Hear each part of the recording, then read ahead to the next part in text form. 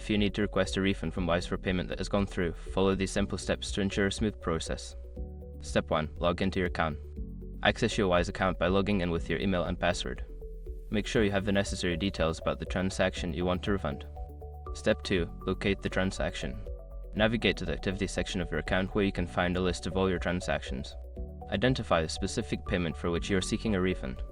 Step 3. Check refund eligibility. Review the transaction details to determine if it is eligible for a refund.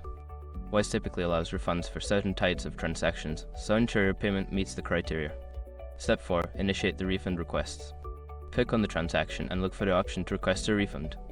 Follow the prompts provided, filling in any required information and confirming your request. Step 5. Monitor your refund status.